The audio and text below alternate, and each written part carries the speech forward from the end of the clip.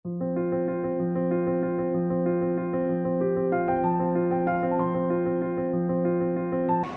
alaikum everyone. I am at this exhibition in Kuala Lumpur, the Museum of Islamic Arts. This exhibition is on Tipu Sultan alone, and you will see very quickly what's inside. There are weapons, there is the history of Tipu Sultan, you can see the timeline, the empire he ruled, amazing detail. These are some of the weapons made in his factories in his capital called the Seringapatam. This is his emblem, or the tiger face is used on his documents, and what is written in Arabic called Asadullah al-Ghalib, and the tiger is depicted on top. He was absolutely obsessed with tigers.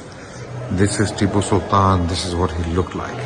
This is a true likeness of the Sultan as per the documents we have received. Okay, so everyone, this is an excellent museum. This is an excellent museum with an excellent exhibition on this very important king. They have spent a lot of money accumulating this collection for the Muslims in particular to take inspiration from this great king. Very, very modern for his times. These were weapons produced in his capital in India in the 18th century from 1780s to 1799. There are engineers, their names are mentioned, and also this was top of the range technology for the 18th century. Even the French were completely blown away by the sheer excellence of these weapons. And this is one of his coins depicted, a double rupee minted by him. You can see how religious he was. Even on his coins he put Deen Muhammad or Deen Ahmad Dar Jahanast. Okay, so this is a message he's giving, that the Deen of Muhammad will spread to the whole world. This is the highlight of this museum. Okay, this is basically called the bed chamber sword. It was found in his bed chamber, his private chamber, and it was gifted to one of the generals called David Bede, who had conquered the capital in 1799 when the Sultan himself was killed in battle. Okay, this sword was gifted to him, and then it was recently sold in one of the British auctions for 14 million pounds. 14 million pounds. And also we want to show you what his soldiers would have worn, or important generals or military men, what they would have worn in battle at that time. This is Tipu Sultan on his throne, depicted later on.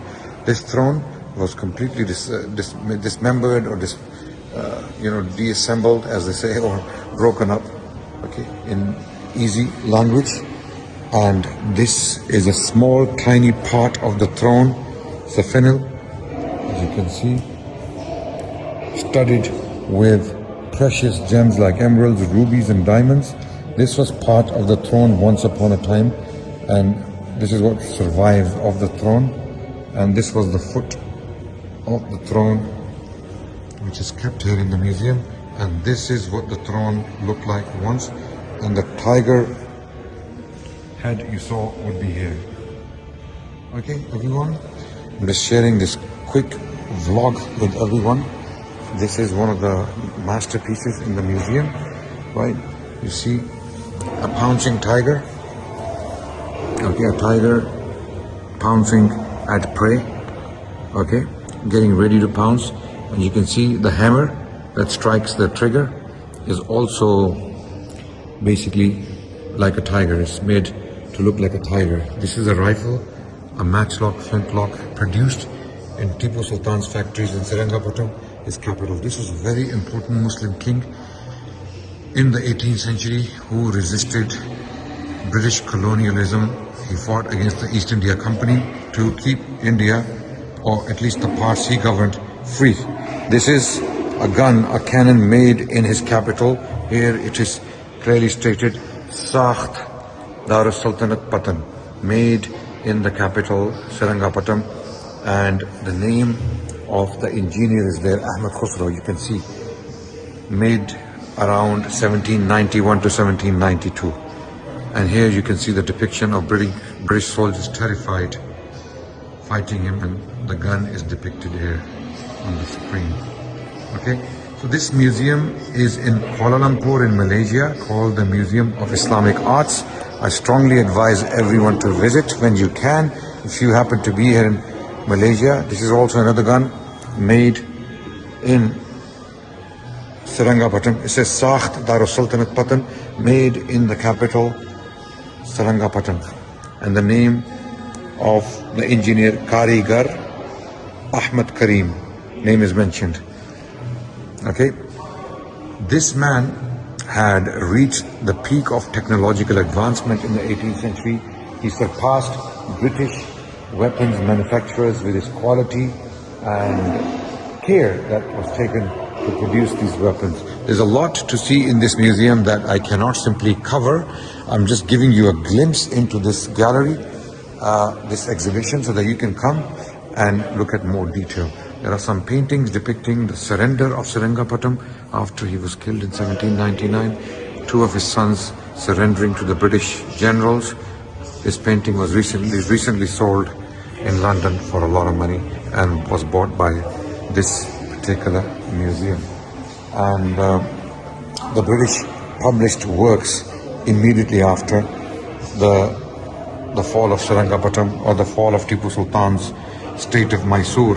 This is him depicted on a very contemporary book soon after the conquest of Seringapatam, 1800, when it was published by Lieutenant Colonel Alexander Beatson, who was present at the time when the body of the Sultan was discovered, buried under many of the soldiers. He fought hand-to-hand battles in this war and was duly killed. So there's a lot here, brothers and sisters, that you can come and look at and behold and learn about the history of Tipu Sultan. Very important king, very much underappreciated and understudied. This is a must-see for Muslims who are in Malaysia, in Kuala Lumpur, and those who are around the world. If you happen to visit Malaysia within the next 3 to 4 months, because the exhibition goes on until January 2026, and you have some months to visit this exhibition. This collection now belongs to the Islamic Arts Museum, Kuala Lumpur. They have put a lot of effort and finances into accumulating all of this Tipu-related artifacts and weapons and clothes and daggers and medals, everything to do with Tipu they could buy, they bought, and they have made a special exhibition for Tipu Sultan to honor the legacy of this great king. And these are some of the medals that were issued by the British East India Company to celebrate the victory over Tipu Sultan. Here you can see the British lion overpowering the tiger of Mysore. Okay, on top there is Asadullah al-Ghalib. The British lion is claiming to be the lion of God in this case.